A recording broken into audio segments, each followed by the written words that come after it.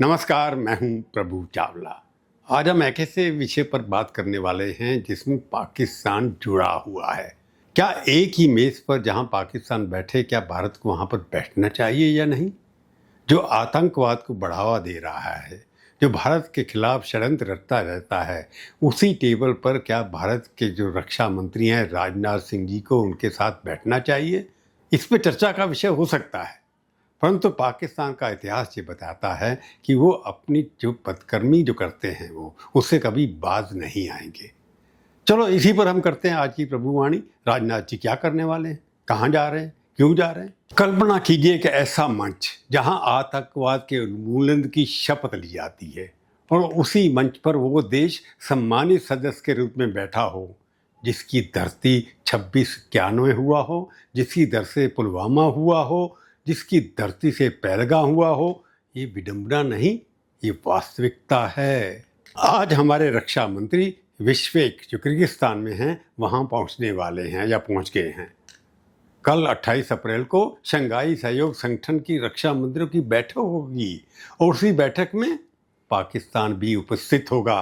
पहलगाम हमले की पहली बरसी के केवल 5 दिन बाद पाकिस्तान भी वहां पर हमारे साथ बैठेगा। तो प्रश्न उठता है कि विशेषक है क्या, ये कौन सी जगह है जहां पर ये इतनी बड़ी मीटिंग हो रही है, जहां पर पाकिस्तान को भी न्योता दिया गया है। एक ये डिप्लोमेटिक अवसर है जहां एक राजनैतिक औपचारिकता है या कुछ रियलिटी है, ये समझना आवश्यक है कि शंघाई सहयोग संगठन जिसको एससीओ कहा जाता है, वास्तव में ये क्या संस्था है, वो भारत में क्यों है। सन 2001 में शंघाई में इस संगठन की स्थापना की गई थी, यानी कि चाइना में हुई थी 2001 में, आज से 25 वर्ष पहले। प्रारंभ में इसे चीन, रूस, कजाकिस्तान, किर्गिस्तान, तजाकिस्तान और उज्बेकिस्तान से लोग थे। ज़्यादातर मुस्लिम लोग थे क्योंकि रशिया से टूटकर जो बने थे उन सब की जो अभी देखेंगे आप पॉपुलेशन मेजोरिटी मुस्लिम है। उसका उद्देश्य क्या था? क्षेत्रीय सुरक्षा, आतंकवाद का उन्मूलन यानी खत्म करना और आर्थिक सहयोग। 2017 में भारत को पूरी सदस्यता मिली, 2017 में, यानी कि 16 था बाद। और उसी वर्ष उसी बैठक में पाकिस्तान को भी सदस्यता दे दी, बैलेंसिंग एक्ट।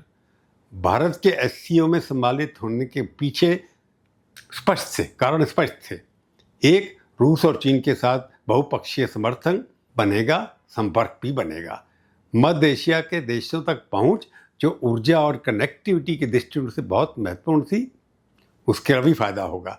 3, इस मंच पर आतंकवाद विरोधी एजेंडा आगे बढ़ाना, ये भारत का उद्देश्य था, इसलिए भारत ने उसकी सदस्यता को स्वीकार किया। ये तर्क 2017 में उचित प्रतीक होते थे, लगता था कि ये ठीक हो रहा है। लेकिन यहाँ एक मूलभूत प्रश्न है, क्या ये उद्देश्य पाकिस्तान की उपस्थिति में संभव है? क्या वहाँ शांति की बात हो सकती है? जो देश स्वयं आतंकवाद का सबसे बड़ा प्रायोजक रहा हो, वह आतंकवाद विरोधी बैठक में क्या भूमिका निभाएगा? और क्या चीन, पाकिस्तान का सर्वकालीन मित्र, कभी कोई ऐसा निर्णय होने देगा जो उसके मित्र देश को असहज लगे, यानी कि उनको पसंद नहीं आए? ये हो ही नहीं सकता।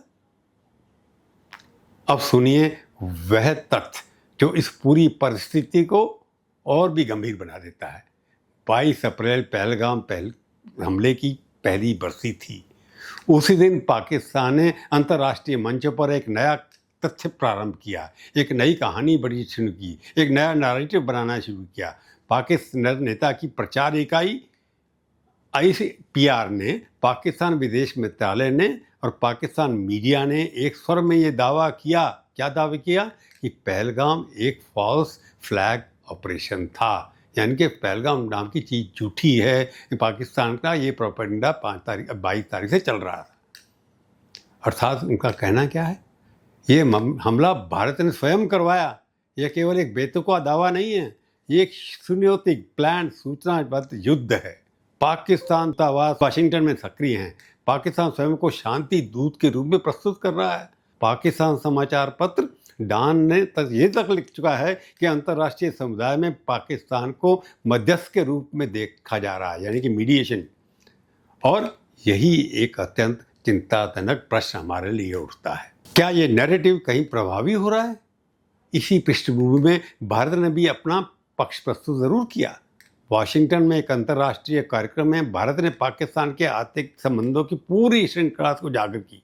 1993 से मुंबई विस्फोटों से 2001 के संसद भवन पर हमला का आक्रमण, 26/11 पुलवामा से और अब पहलगांव तक पूरी की पूरी जो घटनाएं हुई थी उसका पूरा प्यारा खुल करके हमारी सरकार ने भी वाशिंगटन में प्रस्तुत किया। अमेरिकन सांसदों ने पाकिस्तान से लश्कर तैयबा और जैश ए मोहम्मद के विरुद्ध कार्रवाई की मांग की भी की। भारतीय सेना ने ऑपरेशन सिंदूर के माध्यम से एक निर्णायक संदेश भी दिया था, लेकिन डिप्लोमेटिक युद्ध अभी जारी है। यह केवल सीमा पर लड़ा जाने वाला संघर्ष नहीं रहा, ये एक सूचना युद्ध है, इंफॉर्मेटिव नैरेटिव है, एक कथ्य युद्ध है कि किस तरह से बातों को परसेप्शन को क्रिएट करना है, किस तरह झूठ को सच में परिवर्तित करता है। ये विश्वेक जहाँ पर ये होने जा रहा है उस युद्ध का अगला मोर्चा है। तो अब सबसे महत्वपूर्ण प्रश्न पर आते हैं। राजनाथ सिंह कल विश्वेक में क्या करते हैं और क्या कर सकते हैं और क्या नहीं कर सकते।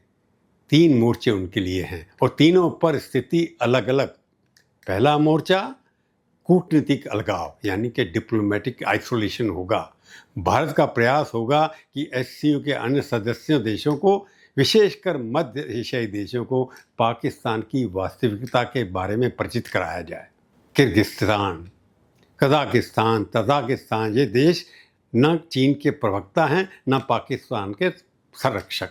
इनके पास बायलैटरल वार्ता में भारत की बात सुनी जाती है, उनको भारत के ऊपर विश्वास है।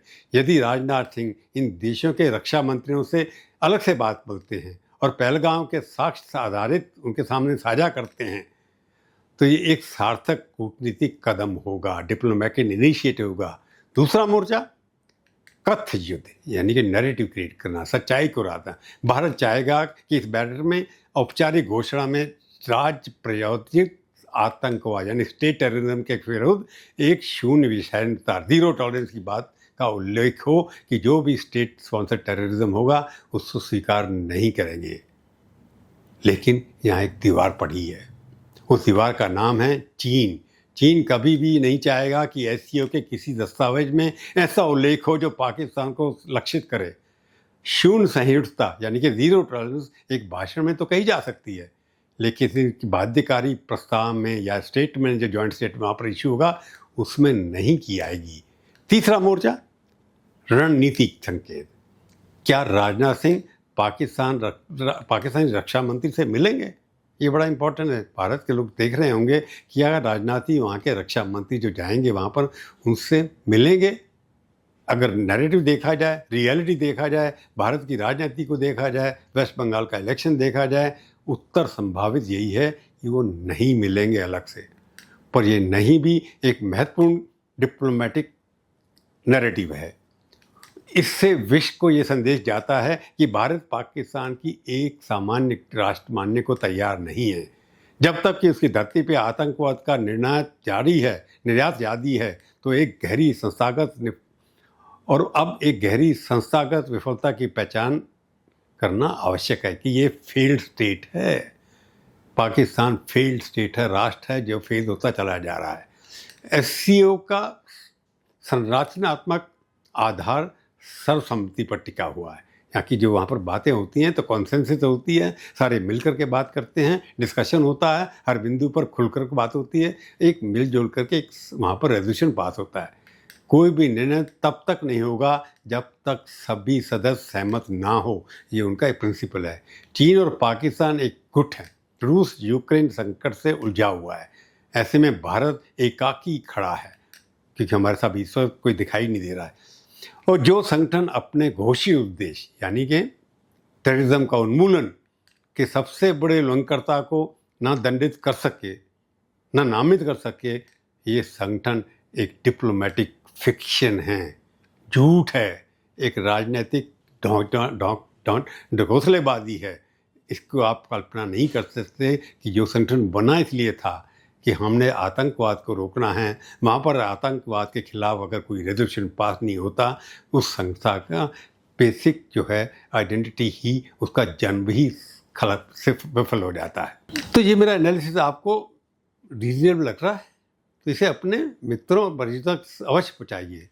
तो आज मैं इसी बात पर प्रभुवाणी समाप्त करूँगा कि क्या ऐसी टेबल पर, हाई टेबल पर पाकिस्तान के साथ बैठ कर के आतंकवाद के खिलाफ लड़ाई जा सकती है?